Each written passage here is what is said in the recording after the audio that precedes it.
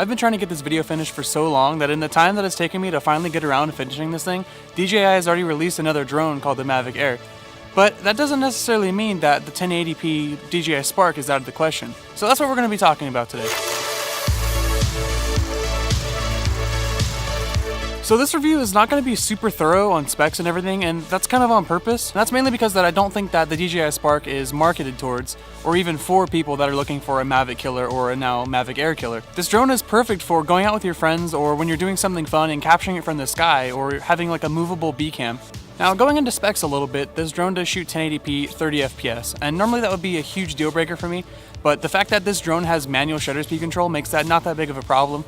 I can just shoot at 1/60th of a second instead of 1/50th of a second or 1/48th, following that 180 degree rule, of course. So all you have to do is when you get in Premiere, you just have to interpret your clips as 24, and if you're shooting in the 180 degree rule, you're still going to get that nice motion blur that you'll get at 24 if you're shooting at, say, 1/38th, just by shooting at 1/60th when you're shooting in 30 FPS. A little complicated, I know, but just do the math. 24 times 2 would be 48, and 30 times 2 would be 60. That's how you follow the 180 degree rule. So not only do you get a nice, smooth looking image, it also gives you that cool slow motion feel, and I think a lot of drone footage looks really nice when you slow it down.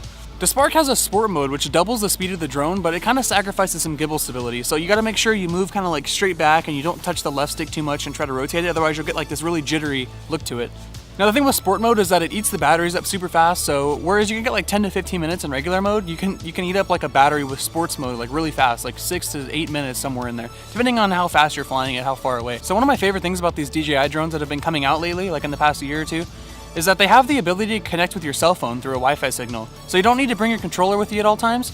It's super cool to me because, like I was saying earlier, this drone is perfect for somebody who's just trying to go out with their friends and, take some cool photos, like say they're on a cliff at the beach or, hanging out in the forest somewhere. It's really cool because you just connect to the Wi-Fi on your phone and you can get like a 20 to 30 feet range. I like that this drone can be up in like 5 minutes and get your picture taken and you can be on your way because it's so small and portable. Now one of the notable features that you see in more of the expensive lines of drones from DJI is the motion sensing capabilities.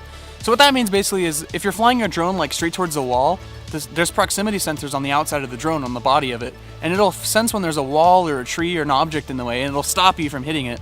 So it's really cool when you're kind of flying blind with your drone far away and you don't really know what you're next to. You could be next to a tree or a wall and you can't really tell because when you're super far away, you kind of lose your depth perception, if that makes sense. Another great safety feature, especially for beginners. And I remember being a beginner and being super scared that I was just going to fly my drone straight into a wall and be sad and have to buy a new drone. So having those proximity sensors is really nice because it's kind of like that safety net where you're not going to crash your drone because it's going to stop itself before it hits something.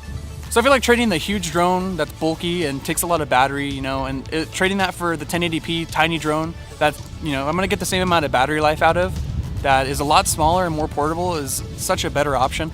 So if you're like me and you're just looking to upgrade to a newer drone from an older one that's smaller, more portable, and still shoots good, clean 1080 footage, or you don't really want to pay $1,000 for the Mavic or, maybe another $300 for the Mavic Air that just came out.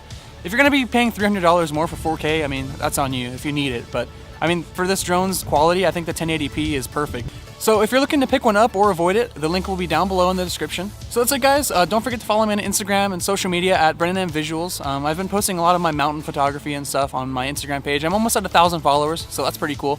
And I always put little things on my stories and stuff, cool little pictures, things like that. So that's it. I hope you all have a chill day, and I will see you guys soon. Catch you later.